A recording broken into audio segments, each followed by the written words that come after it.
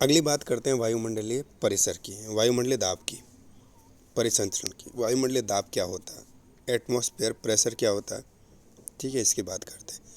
औसत वायुदाब जो होता है वो कितना होता है, 1013.25 मिलीबार, ठीक है, कितना, 1013.25 महासागरीय का औसत जो है। बैरोमीटर मापने के लिए प्रयोग किया जाता है। वायुदाब को किससे मापा जाता है, बैरोमीटर से। किससे मापा जाता है, बैरोमीटर से मापा जाता है, याद होगा। और वायुदाब को प्रभावित करने वाले कारक कौन कौन से होते हैं। तापमान पाकर वायु क्या करती है, फैलती है, जिससे घनत्व कम हो जाता है। घनत्व कम होने पर भार कम हो जाता है। इसके विपरीत जब वायु का तापमान कम होता है तब वो सिकुड़ती है। इसके बाद वायु का आयतन कम हो जाता है तो वो सिकुड़ती है। इसके बाद वायु का आयतन कम होता है और भार बढ़ता है। उच्च ताप होगा तो कम भार होगा क्योंकि हल्की हो जाएगी, भार कम होगा, घनत्व कम हो जाएगा। निम्न ताप होगा तो अधिक हो जाएगी।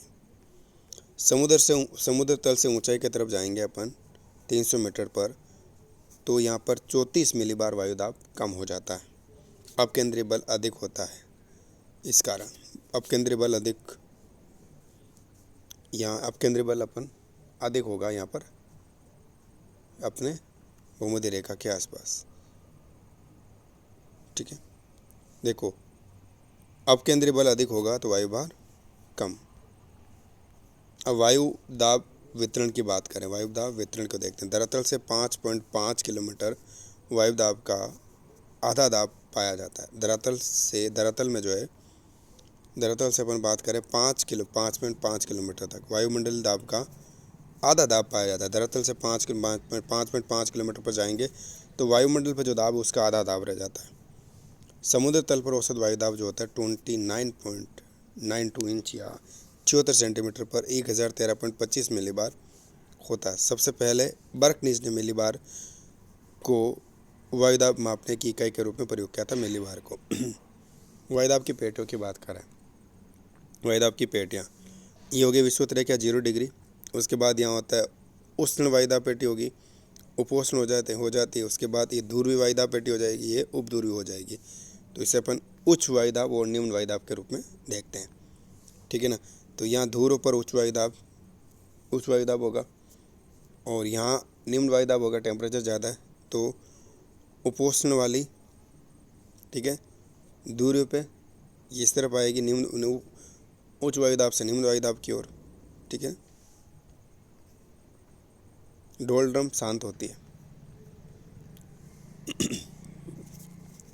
वायुमंडल का सामान्य परिसंचरण की बात करें तो प्रारंभिक परिसंचरण नियतवाही पवनों की बात करें। नियतवाही पवनों को सन्मार्गी कहा जाता है। सन्मार्गी पवनों में पछवा पवन है और ध्रुवीय पवन है, ठीक है। नियतवाही होती है सन्मार्गी, पछवा और ध्रुवीय पवन है। सन्मार्गी अपन क्या कहेंगे, वैपारिक पवन है। द्वितीयक परिसंचरण की बात करें, द्वितीयक परिसंचरण में चक्रवात आते हैं, प्रति चक्रवात आते हैं और मानसूनी हवाएं आती हैं। तृतीयक परिसंचरण में बात करें तो स्थानीय परिसंचरण या स्थानीय हवाएं आती है। अब देते हैं कोरियोलिस बल। कोरियोलिस बल की बात करें, इसे विक्षेपण बल भी कहा जाता है। विक्षेपक बल होता है यानी हवाओं की दिशा को विक्षेपित कर देता है। ये पृथ्वी के आवर्तन के कारण उत्पन्न विक्षेपक बल, जिसे कोरियोलिस बल कहते हैं, पवन की दिशा को क्या कर देता है, मोड़ देता है। पवन की दिशा को मोड़ देता है। दूर पर अधिकतम होता है कोरियोलिस बल, दूर पर अधिकतम होता है, ठीक है। दूर पर अधिकतम होता है कोरियोलिस बल। उत्तरी गोलार्ध में अपने दाईं ओर, फैलल का नियम है ये, और दक्षिणी गोलार्ध में अपनी बाईं ओर, ठीक है, कोरियोलिस बल के कारण। और 22 बेलेट का नियम की बात करें, बेलेट का नियम उत्तरी गोलार्ध में अपन बात करें, कोई व्यक्ति पवन की दिशा की ओर पीठ करके खड़ा है तो वायुदाब जो होगा, निम्न वायुदाब कहाँ होगा, उत्तरी गोलार्ध में होगा, ठीक है। उत्तरी गोलार्ध में आपके होगा बाईं तरफ और,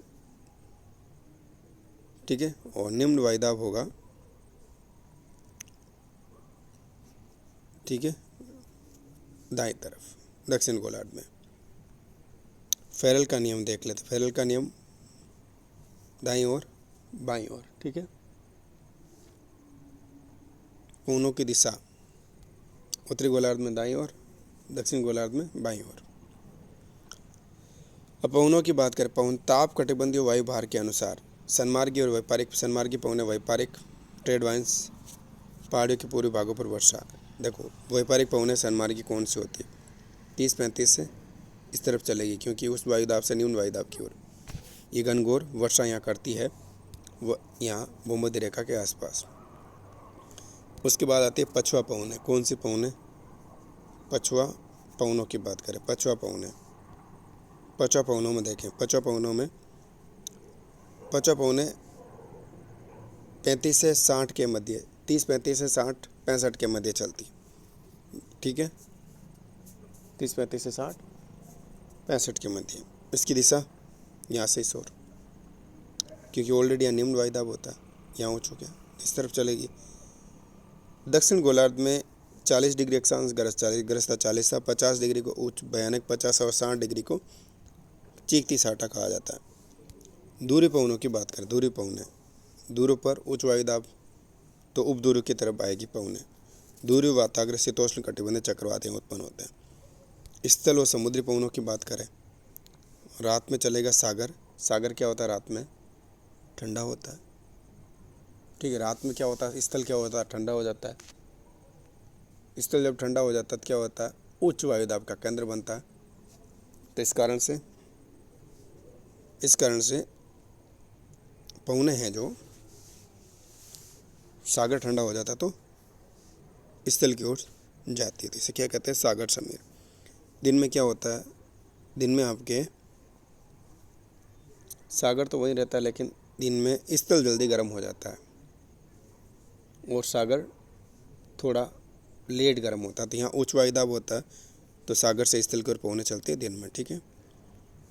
पर्वत और घाटियों की बात करें, घाटी समीर की बात करें, वायु घाटी से घाटी समीर की ओर दिन में वायु घाटी से चलती है, और पर्वत से चलती है तो पर्वत समीर कहते हैं, रात में चलती है।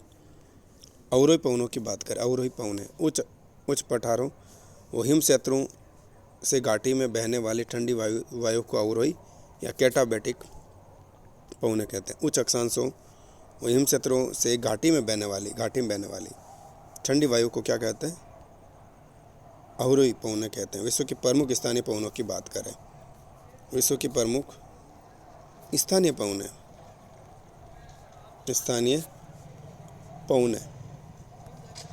विश्व की प्रमुख स्थानीय पवनों की बात करें, सबसे पहले देखते हैं चिनूक। कौन सी, चिनूक की बात करें, चिनूक यूएसए चिनूक, पर्वतीय ढाल के सहारे चलने वाली गर्म शुष्क हवा चिनूक।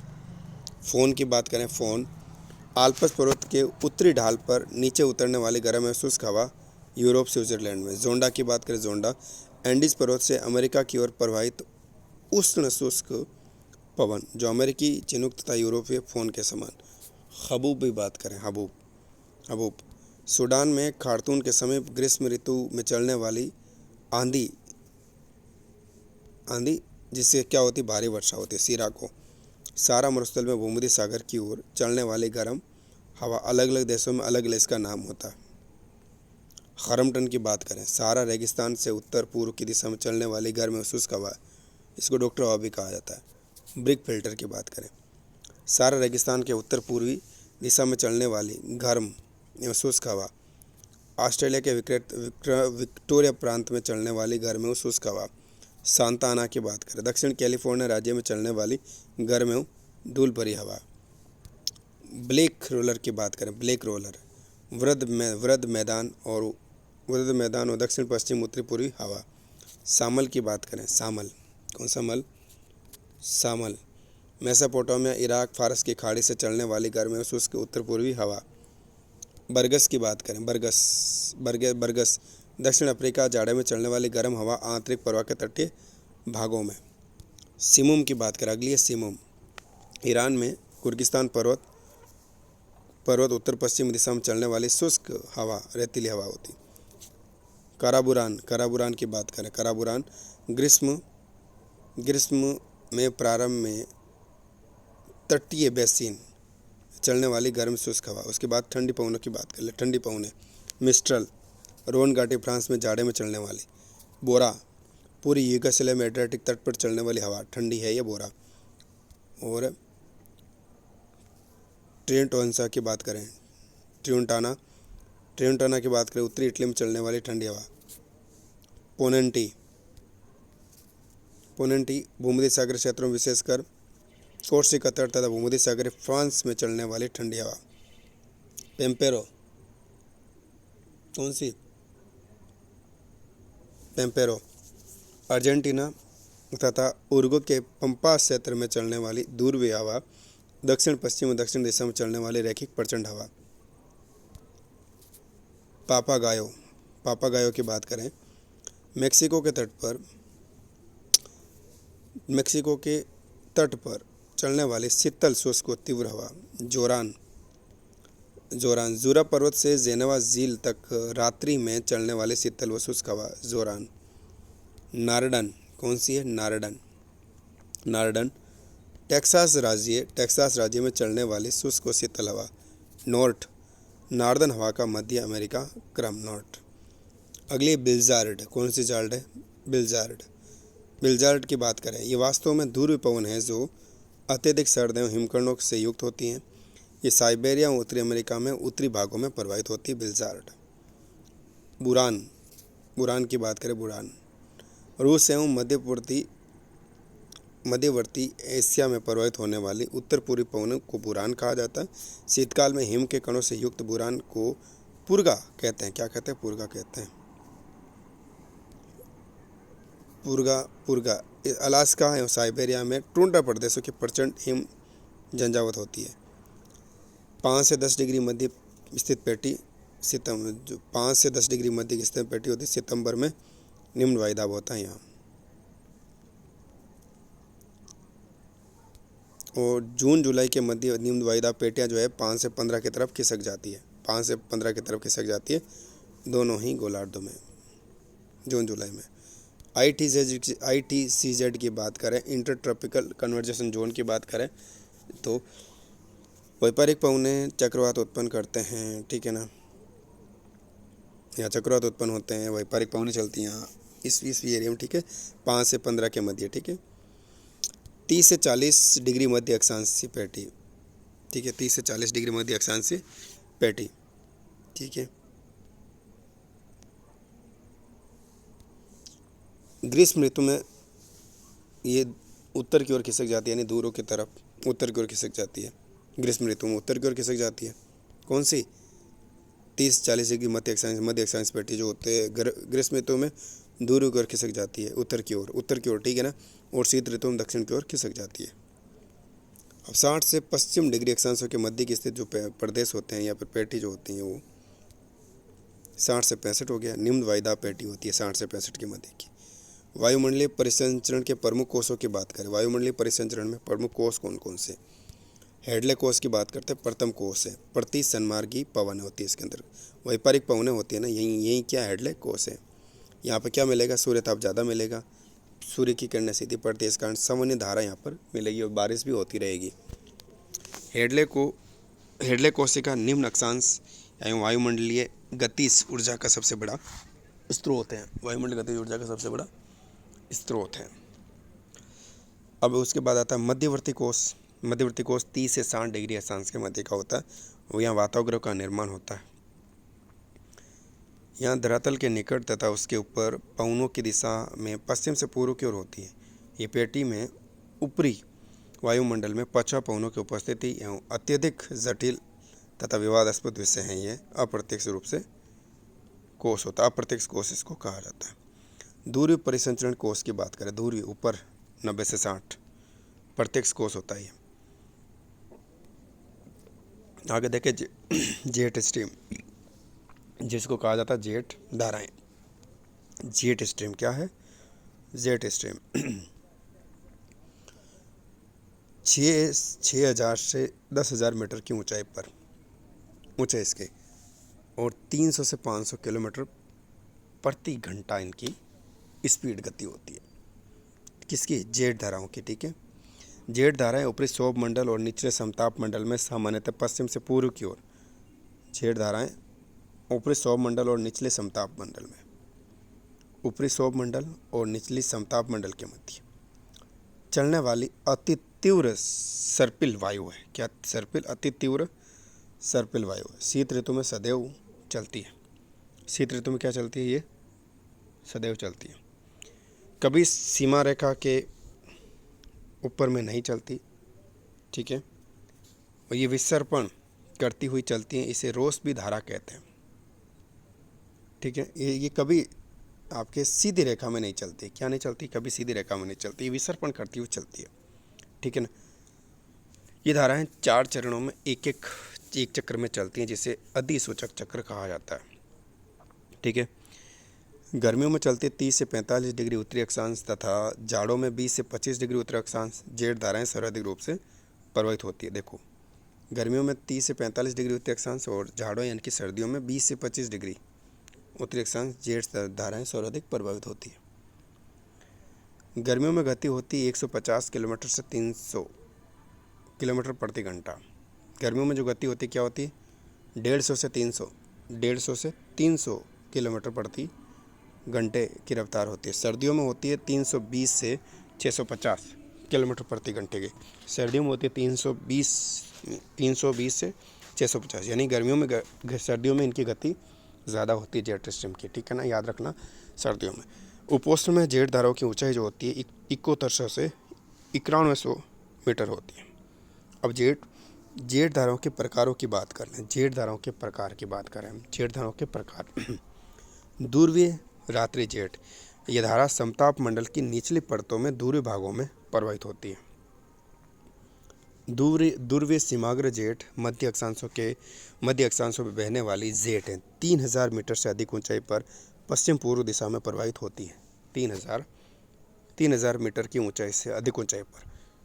उपोष्ण कटिबंधीय पश्चिमी जेठ धाराएं शीतकालीन स्थिति में 20 से 35 डिग्री अक्षांश के मध्य घटती और बढ़ती है। परिध्रुवीय क्षेत्र में 30 से 35 डिग्री अक्षांशों के मध्य पश्चिम पूर्व दिशा में प्रवाहित होती है। उष्ण कटिबंधीय पूर्व जेठ तिब्बत पठार के गर्म होने के कारण निर्मित पूर्व दिशा में प्रवाहित होने वाली ये जेठ मौसमी जेठ है, ठीक है ना।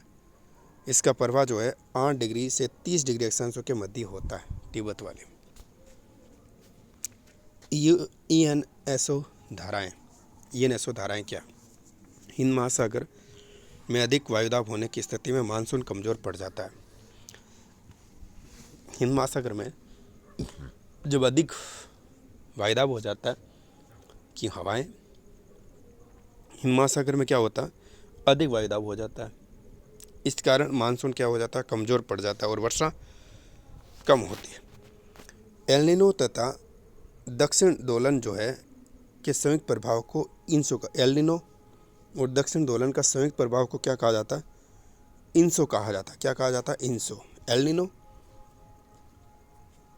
5-10 वर्ष बाद की स्थिति आती है, कभी 5 साल बाद, कभी 10 वर्ष बाद की आती है, वर्ष रहती है।